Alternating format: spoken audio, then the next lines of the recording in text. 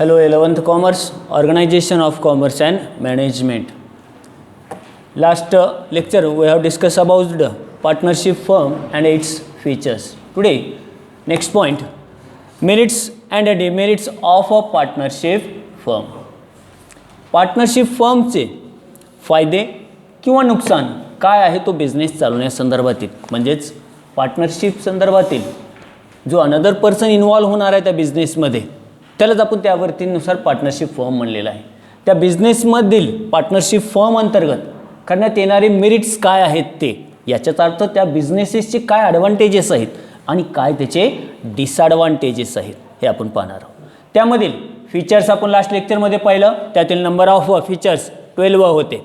First features होता agreement, second होता joint ownership, third number joint management, fourth number lawful business, त्यानंतर fifth number liability, त्यानंतर number of partners, minimum 2 number and maximum 50 numbers, त्यानंतर principals agent relationship, त्यानंतर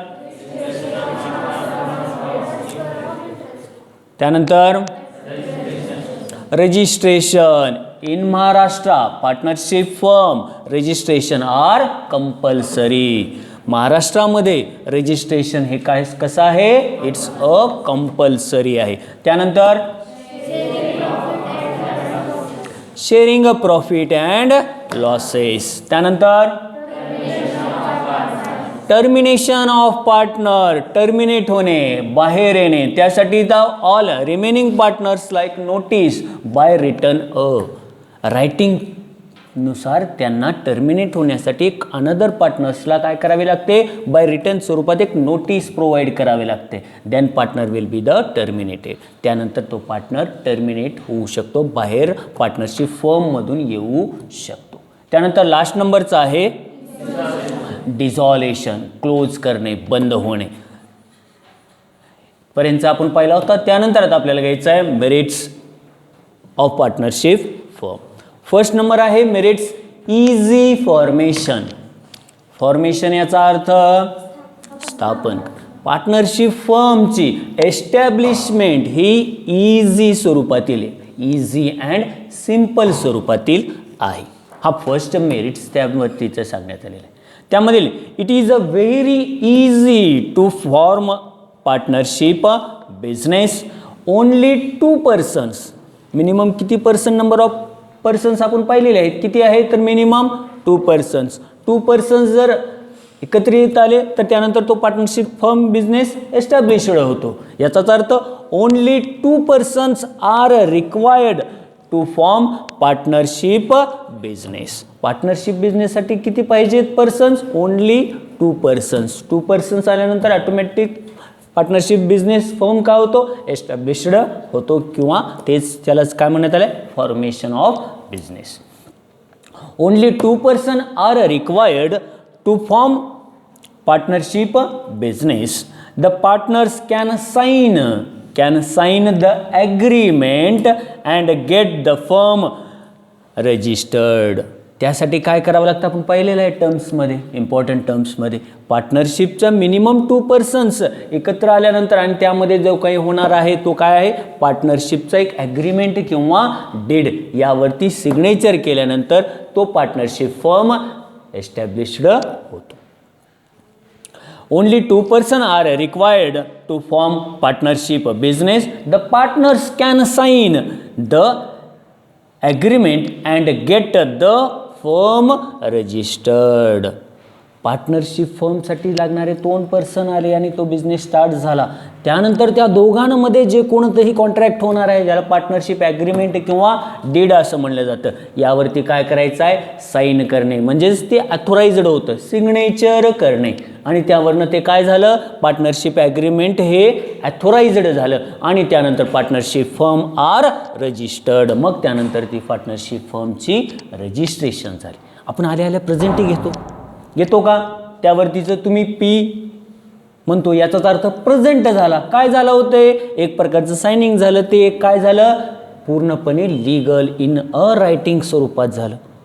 त्याच पद्धतीनं पार्टनरशिपमध्ये involve होणारे 2 persons एका ठिकाणी आल्यानंतर तो फॉर्म्स ऑफ बिझनेस, तो पार्टनरशिप बिझनेस एस्टॅब्लिश्ड होतो, फॉर्म्ड होतो, स्थापन होतो. आणि त्या दोघांमध्ये जे कोणतंही ॲग्रीमेंट कॉन्ट्रॅक्ट होणार आहे त्याला पार्टनरशिप डीड, त्यावरती signature and then can be the registered of partnership form. Every procedure for registration is very simple and quick. या पार्टनरशिप फर्म संदर्भातील जी रजिस्ट्रेशन प्रोसेस आहे ती काय आहे, क्विक आणि सिंपल स्वरूपाची आहे. अशा पद्धतीनं फर्स्ट नंबरचा मेरिट्स आहे इझी फॉर्मेशन, सुलभ स्थापना, क्विक अँड सिंपल फॉर्मेशन, सोपी आणि सरळ पद्धतीची स्थापना आहे त्या फॉर्मेशन पार्टनरशिप फर्मची. Easy formation. त्यानंतर सेकंड नंबरचं आहे कॅपिटल. कॅपिटल याचा अर्थ पैसा, भांडवल, फंडिंग.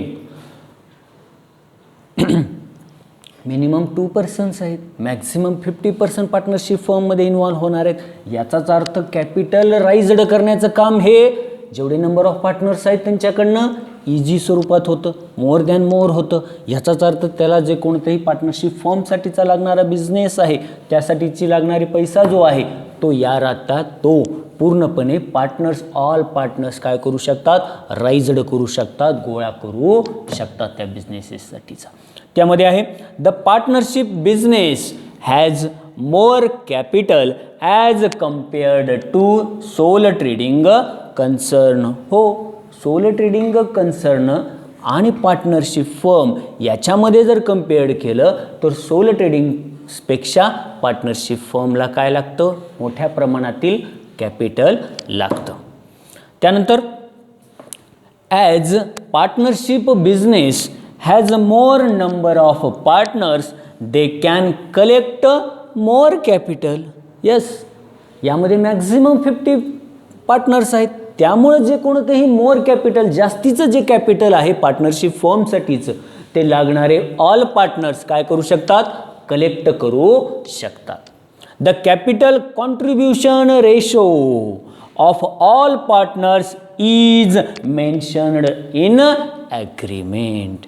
ॲग्रीमेंट साईन करण्यात येतं, त्यामध्ये आपण पाहिलं फीचर्समध्ये त्यामध्ये येणारे कॅपिटल हे त्यांच्या आपण पाहिलंय काय पाहिलंय शेअरिंग बाय प्रॉफिट अँड लॉसेसमध्ये त्यांच्या प्रोपोर्शनवरनुसार ते शेअर करतात. त्याच पद्धतीने त्यांच्या प्रोपोर्शनवरनं कॅपिटलसुद्धा इन्व्हेस्टमेंट त्यांनी त्यांच्या ॲग्रीमेंटमध्ये जे त्यांनी केलेलं आहे त्याच ॲग्रीमेंटनुसार ते काय करू शकतात, त्यांचं कॅपिटलचा रेशोसुद्धा तो ठरवण्यात आलेला आहे आणि त्यावरनं ते कॅपिटलसुद्धा त्या ठिकाणी गोळा करून त्या प्रोपोर्शननुसार त्या ठिकाणी लावू शकतात. जसं आपण एक्झाम्पल दिलेलं आहे त्यावेळी आता एक एक्झाम्पल देऊ शकतो. आपल्याला एखादी टूर काढायची आहे आणि त्यासाठीचा लागणारा जो खर्च आहे त्यावरतीचा आपण किमान मिनिमम 10,000 लागणार आहे. याचाच अर्थ तो एकटा बिअर आपण करणार आहेत का, आपण काय करणार आहेत सगळ्यांकडनं, मग त्या 10,000ला डिवायडेड बाय 100 केल्यानंतर जी काही रिमेनिंग होईल ते आपण सगळ्याकडनं काय करतो, कलेक्ट करतो, गोळा करतो. त्याच पद्धतीनं पार्टनरशिप फर्ममध्ये जो कोणताही बिझनेससाठीचा लागणारा जो आहे तो त्या ॲग्रीमेंटनुसार ऑल पार्टनर्समध्ये काय करण्यात येतं, त्याला डिस्ट्रीब्यूट करण्यात येतं त्यावरतीनुसार आणि मग त्या पार्टनर्सकडनं ते कलेक्ट करण्यात येतं त्यावरतीनुसार. काय म्हणण्यात आलं आहे, the capital contribution ratio of all partners mentioned in the agreement. ॲग्रीमेंटमध्ये जे कोणतंही मेन्शन्ड करण्यात आलेलं आहे, ठरवण्यात आलेलं आहे त्यानुसार ते ऑल पार्टनर्सकडनं त्या रेशोनुसार ते प्रपोर्शननुसार ते कॅपिटल गोळा करण्यात येतं. त्यामुळे हा सेकंड नंबरचा मेरिट्स त्या ठिकाणी आहे. फर्स्ट होता त्यावरतीचा इझी फॉर्मेशन, त्यानंतर सेकंड नंबर आहे कॅपिटल, थर्ड नंबर आहे बिझनेस सिक्रेसी. हा आपण पॉईंटसुद्धा पाहिलेला आहे. सिक्रेसी गुप्तता, बिझनेसमधील जी कोणतीही सिक्रेसी आहे ते मेंटेन ठेवण्याचं काम या पार्टनरशिप फर्ममध्ये करण्यात येतं. हा त्याचा नेक्स्ट मेरिट्स आहे. सिक्रेसी त्याची होण्यात येणारी त्याची गुप्तता, त्यामध्ये असणारे सिक्रेट्स, बिझनेसचे फंडे जे आहेत त्यावरतीनुसार आज आपण पाहतोय जिओ आज भारतामधील सगळ्यात टॉपेस्ट टेलिकम्युनिकेशन सर्व्हिसमधील आहे. का? त्यासाठी बिझनेसचे त्यांनी वेगळे फंडे वापरले होते. पहिल्यांदा फ्री ऑफ कॉस्ट दिलं आपल्याला सगळ्याला. नेट फुगट दिलं आणि तेच आज सवय लावली गेली. रिचार्ज केल्याशिवाय जमणार गेलं प्रत्येकाला इंटरनेट. विदाऊट इंटरनेट पॉसिबलच नाही झालं. परंतु हे जे काही त्यांच्यानंतरचे जे काही त्यांनी ठरवण्यात आलेले वेगवेगळे सिक्रेसी होते ते त्यांच्यापुरतंच मर्यादित होते. ते बाहेर डिस्क्लोज केण्यात आलं नाही. डिस्क्लोज केलं असतं तर आज तेवढ्या मोठ्या प्रमाणात भारतामध्ये सर्क्युलर फिरलं असतं का? नाही. एवढ्या मोठ्या प्रमाणात रेशो आला असता का? नाही. हे त्यांनी स्ट्रॅटर्जी कोणती वापरली? इंग्रजांची स्ट्रॅटर्जी वापरली. तुम्ही 10वीपर्यंत आहात, इतिहास शिकला असाल. इंग्रजांनी आपल्यावरती एवढा वर्ष राज्य केलं, पण त्याच्या पुढे जाऊन ती आज प्रत्येकाला तुम्हाला मला सकाळी उठल्यानंतर चहा लागतो. चहा हा आपला प्रोडक्ट होता का? शिकला असाल तुम्ही 6वी 7वी 8वीला. काय केलं इंग्रजांनी? चौकात प्रत्येकाला चहा पाजला. पहिलं जबरदस्ती पाजला, फुगट पाजला. भारतीय लोक फक्त पूर्वी दूध पित होते. चहा हा प्रकारच नव्हता. त्यांनी चहा दिला सगळ्यांना फ्री ऑफ कॉस्ट. भारतीय लोकांना एकदा सवय लागली, विषय संपला. मग ती तुम्ही असेल किंवा मी असेल. एकदा ॲडिक्शन झालं की ती सुटतच नाही, काही होऊ दे मग ते तिकडंच. ती स्ट्रॅटर्जी त्यांनीच वापरली. प्रत्येकाला पहिलं फ्री दिलं. फ्री दिल्यानंतर सवय लागली, त्याला ॲडिक्शन लागलं. विदाऊट नेट आज कसलाही छोट्यातल्या छोटा बाळ बी म्हणते 2 वर्षाचं जरी असलं त्याला मोबाईल पाहिजे आज. त्याच्याशिवाय ती जगू शकत नाही, खेळू शकत नाही, जीवू शकत नाही. सगळ्यांचीच परिस्थिती सेम आहे. हेच बिझनेसचे ते फंडे वापरले त्यांनी. त्यामध्ये असणारे जे कोणतेही त्यांची सिक्रेसी आहे, स्ट्रॅटर्जी आहे, तीच आपल्या पार्टनरशिप फर्ममध्ये जो कोणताही बिझनेसेसची सिक्रेसी आहे, गुप्तता ठेवण्याचं काम या पार्टनर्सद्वारे करण्यात येतं. कारण लिमिटेड नंबर ऑफ पर्सन्स यामध्ये इन्वॉल्वड आहेत. लिमिटेड नंबर ऑफ पर्सन्स आहेत या पार्टनरशिप फर्ममध्ये. त्यामुळे जी बिझनेसेसची सिक्रेसी आहे ती तशीच मेंटेन करण्यात येते. हा साठीचा 3rd नंबरचा मेरिट्स आहे. The partnership firm enjoy secrecy as firms are not subject to publish book of accounts annually. काय म्हणण्यात आले? The partnership firm enjoy secrecy as firm are not subject to publish book of account annually. आता annually याचा अर्थ काय म्हणले? Annually. ANNUALLY. Annually याचा अर्थ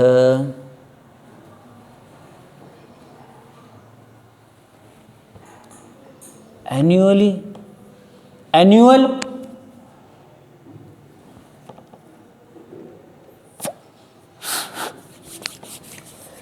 तुमची आता कोरोनामुळे ॲन्युअल टेस्ट होणार याचा अर्थ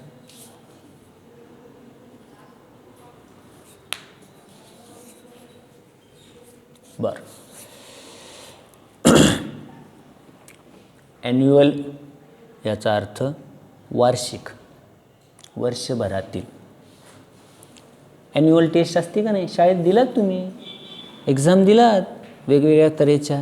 ॲन्युअल टेस्ट, वार्षिक टेस्ट, इयरली टेस्ट म्हणतो. त्यानंतर काय म्हणण्यात आले? ॲन्युअली याचा अर्थ इयरली, जो कोणताही आहे ॲन्युअली टेस्ट. त्यानंतर आहे त्यावरतीचं बुक्स ऑफ अकाउंट्स. आता तुम्हाला मे बी झाला असेल सुरुवात, काही जणांनी पाहिलं असेल बुक्स ऑफ अकाउंट्स. अकाउंट्सचे बुक. आता अकाउंट्सचे बुक म्हणजे झालं असेल अकाउंटिंगमध्ये, शिकलात, पाहिलात किंवा ऐकलात तरी. काय येतं बुक्स ऑफ अकाउंट्समध्ये? हां, ट्रान्झॅक्शन रेकॉर्ड्स ज्या बुक्समध्ये करण्यात येतात, जे कोणतेही इन शॉर्ट शुद्ध मराठीमध्ये होणारे दैनंदिन व्यवहार ज्याला आपण ट्रान्झॅक्शन्स म्हणतो, ते ट्रान्झॅक्शन्स ज्या बुक्स ऑफ अकाउंटमध्ये रेकॉर्ड करतो, ज्या रेकॉर्डेड बुक्समध्ये करतो, त्याला काय आपण म्हणतो? बुक्स ऑफ अकाउंट्स असं म्हणतो. तुम्ही कॉलेजची फीस भरता, भरता, त्याची रिसिप्ट तुम्हाला मिळते. मग त्या डेटला जे पैसा आला आहे मध्ये इन्वॉल्व झाला आहे, मध्ये पैसा आला आहे, ते मेंटेन करावं लागतं.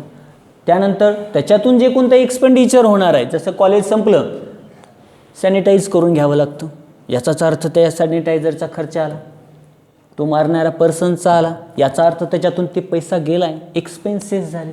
आलेलं तुमची फीस, गेलेलं जे आहे आउटकम आहे त्याचं एक्सपेन्सेस झालं. हे जे रेकॉर्ड ज्या बुक्समध्ये ठेवलं जातं, पैसा इन गोज आउट, जो आलाय पैसा आणि गेला आहे त्यावरतीचं एक अकाउंट्स, याचाच अर्थ बुक्स मेंटेन करावं लागतं, त्याला बुक्स ऑफ अकाउंट्स असं म्हणतात. त्यामध्ये मग ट्रेडिंग अकाउंट येतं, प्रॉफिट अँड लॉस अकाउंट येतं, त्यानंतर बॅलन्स शीट येते, वर्षभराचा लेखाजोखा येतो.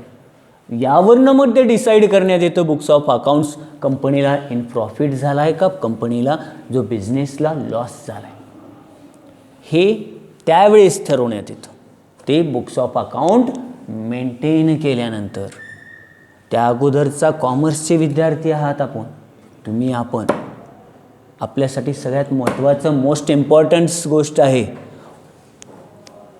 केव्हा ठरवण्यात येतं बिझनेस, कंपनी, फर्म प्रॉफिट झाला किंवा लॉस झाला.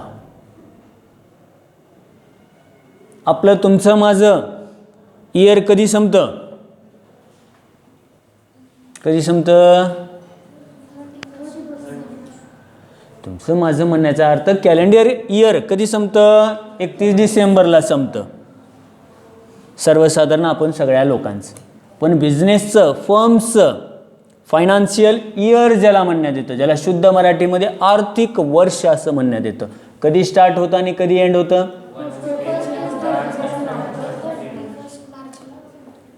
फायनान्शियल इयर ज्याला शुद्ध मराठीमध्ये आर्थिक वर्ष असं म्हणतो. मग ते फर्म्स, बिझनेसेस, अदरवाईज ज्याचं असतं त्यावरतीनुसार इवन इंडियाचं, आपल्या कंट्रीचं सुद्धा, देशाचं सुद्धा, तो फायनान्शियल इयर कधी असतो, 1 एप्रिलला स्टार्ट होतो अँड एंड होतो 31 मार्चला.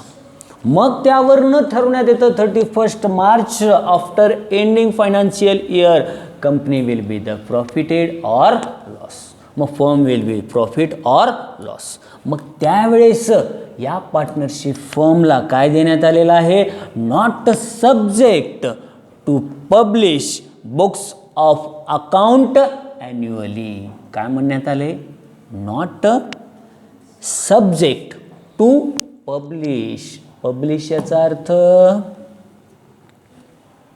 Publish, PUBLISH,